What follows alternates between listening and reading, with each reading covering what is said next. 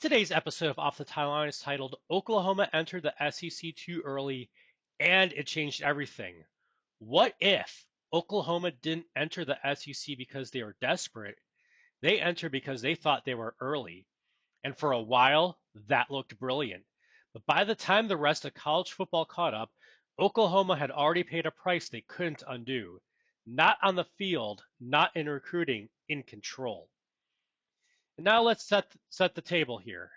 In this universe, Oklahoma leaves the Big 12 a decade earlier than real life. No scandal, no collapse, no panic. Just a quiet belief inside the building if realignment is coming, we'd rather shape it than react to it. So Oklahoma makes the most dangerous kind of move in college football. A move that makes sense at the time, and that sets the table for the hidden rupture. And that's a twist most fans miss. This wasn't about firing a coach or redoing a roster. Oklahoma keeps winning, but internally this program splits into two tracks. Saturdays stay elite. Long-term control quietly moves away from Bob Stoops. Oklahoma doesn't lose games, they lose optionality, and that only matters later, when there's nowhere left to pivot. And that sets the stage for them entering the SEC. When Oklahoma enters the SEC earlier than in real life, it feels like validation. Better recruiting, better TV exposure, better competition, and early on, it works. They win games against big names. They travel well. They belong immediately. This is important.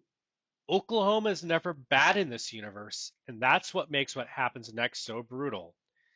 And that sets the stage for the ownership pattern. At first, losses feel random. One year it's Alabama, another year it's Georgia. Sometimes it's a rematch, sometimes it's timing, but slowly a pattern forms. Oklahoma can beat anyone once. What they can't do is own the era. They don't control the conference rhythm. They don't control the playoff path. They don't control when the hammer falls. They're elite, but inside someone else's structure. And that sets the table for the Alabama ceiling. Alabama becomes Oklahoma's measuring stick. Sometimes Oklahoma beats them.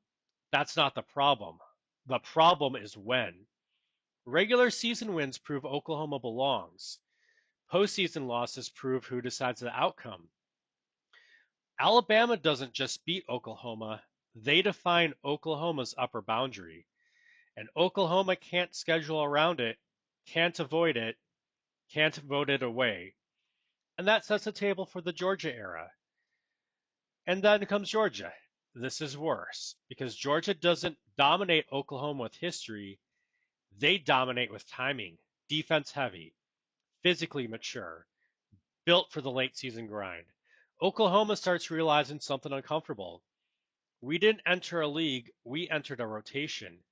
And rotations don't care how good you are, they care where you land. And that sets the table for the playoff expansion. And when playoff expansion arrives, Oklahoma supports it quietly. From the outside, this looks obvious. More spots, more access, more chances.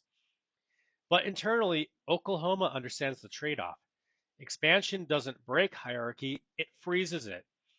Now, Oklahoma makes the playoff more often and wins the title less often because access increased, but control didn't.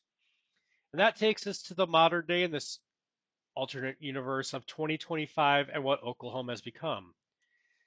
By 2025, Oklahoma is one of the safest programs in the sport. 10 wins feels normal, playoff appearances are expected, recruiting never collapses, but that's the trap.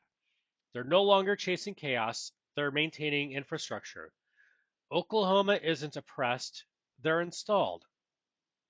And that leads us to the final truth. Oklahoma thought entering early meant freedom.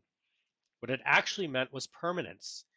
They didn't lose power, they lost leverage over change.